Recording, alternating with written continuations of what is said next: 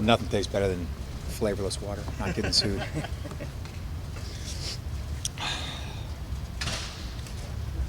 Foster, what's it like being back in your home state of Louisiana? It's exciting. It's hot. It's really hot. But we're having fun.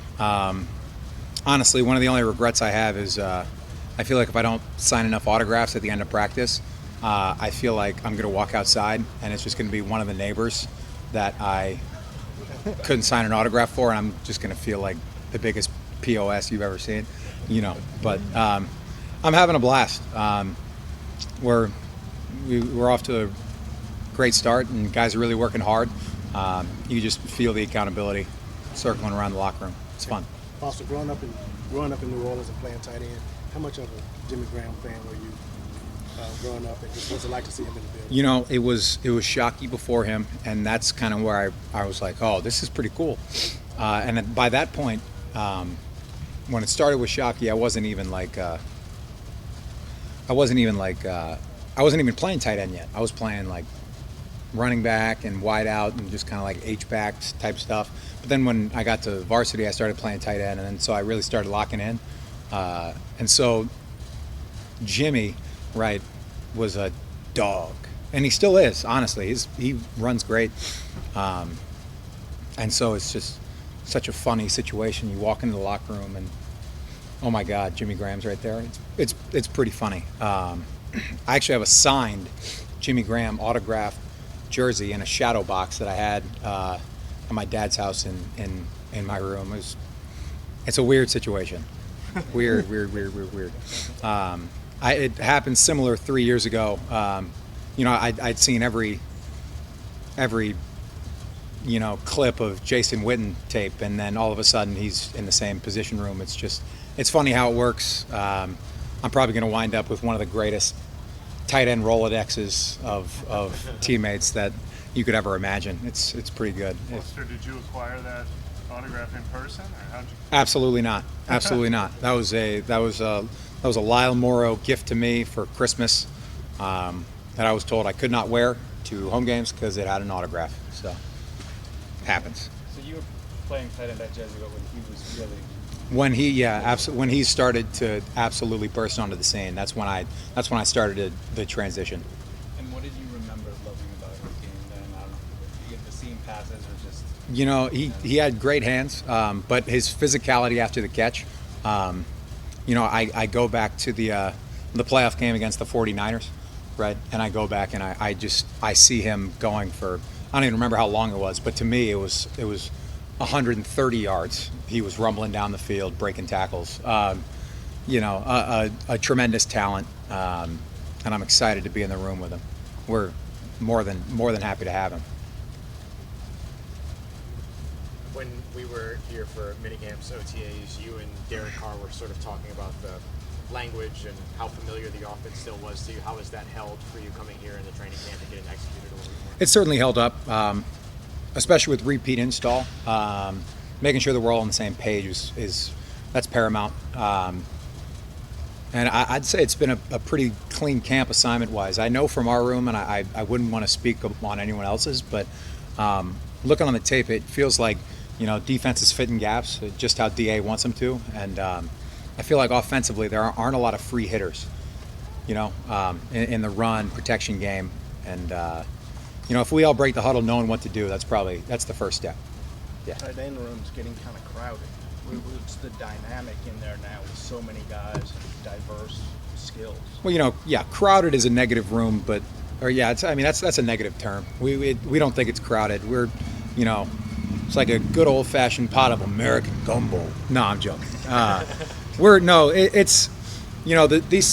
The seats are definitely filling up, but and the best part is the personalities don't really clash. We all kind of we're similar people, and we all got to do kind of the gritty work. Got to put your hand in the ground and go hit someone. It's playing as a tight end, you could always feel like you're at a disadvantage. The guys that you're blocking are bigger than you.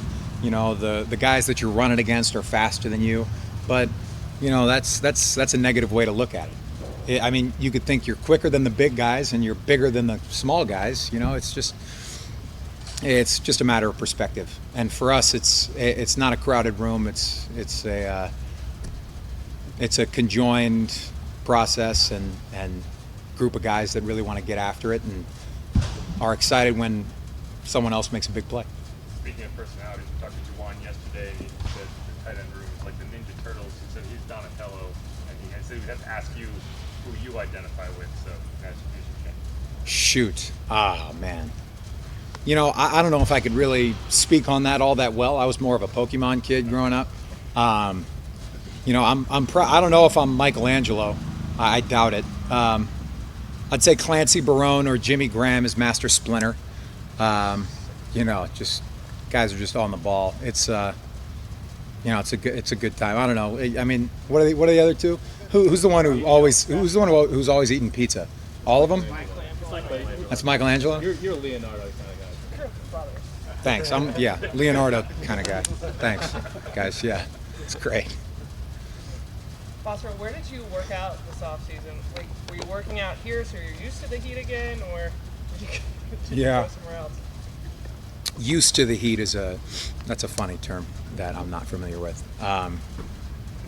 There was plenty of running around the block, 2-3 miles in the morning and maybe a mile to close out the day. You know, Derek had some time and he was training with some guys out in Vegas, and there's only so much you could do to prepare for the heat, but you could be in condition, but there's no condition like football condition, honestly. So it's tough, but you know, we're enjoying it and we're working through it, and you know, the player loads are getting high, but the smiles aren't leaving anyone's faces. Did you go out to Vegas with them? I did not. I was unavailable. I had 2 weddings and the tight end university kind of got in the way of that, but you know, we got out and we caught some balls anyway. It's good. Foster, when you think about maybe going out to Oakland and move to Vegas, has it been easier to kind of focus on football and not have to, since you're here and you know how to get around town, know some spots to go eat and live, where to shop? Has it been easier to just kind of focus in on the football and not have to worry about getting everything else settled? You would like to think that's the case, and I'm sure as the in-season activities roll around, that probably will be the case. I'm hoping. You know, it's funny. You can't really go in Vegas and Oakland. I could kind of do whatever I wanted without anyone really knowing who I was, which was great.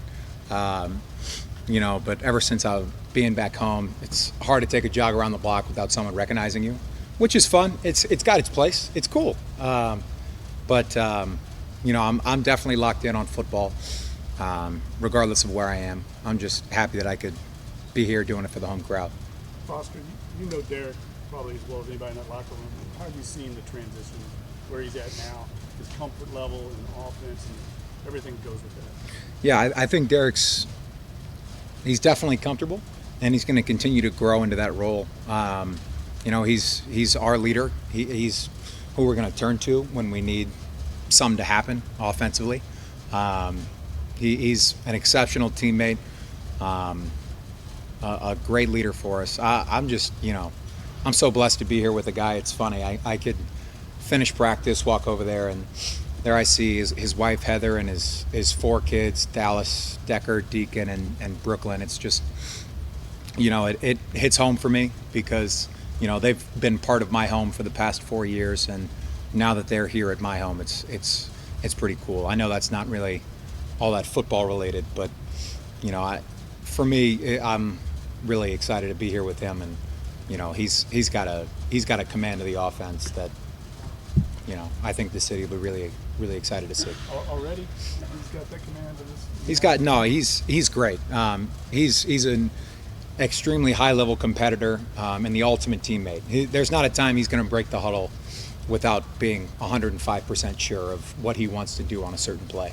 So yeah, I mean, but that's playing quarterback in the National Football League. That's not something I'd be able to do. It's just, he's got to lead for us, and he's got to know that it's 24/7 for him all the time.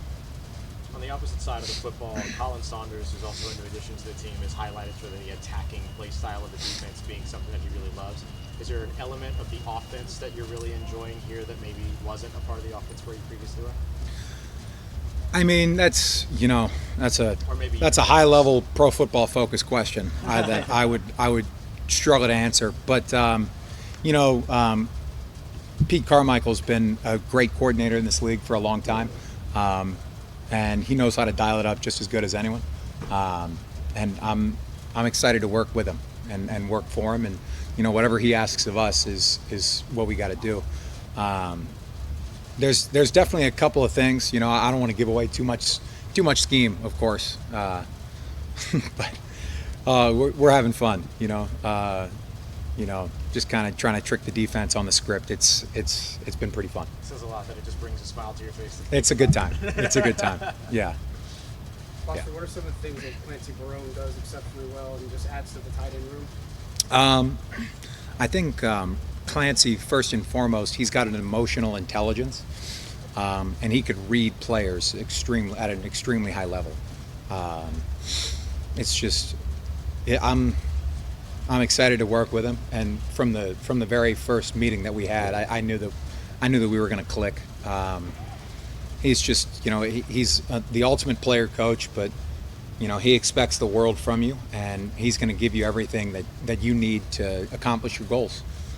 That's exactly what any player in this league wants from a position coach. Someone who will give you leadership, confidence. He'll give you tools and different skill sets during the game. Different fastballs that you could use against rushers, different curveballs to use against safeties. It's he's been in this league for a long time. I'm excited that I get to work with him.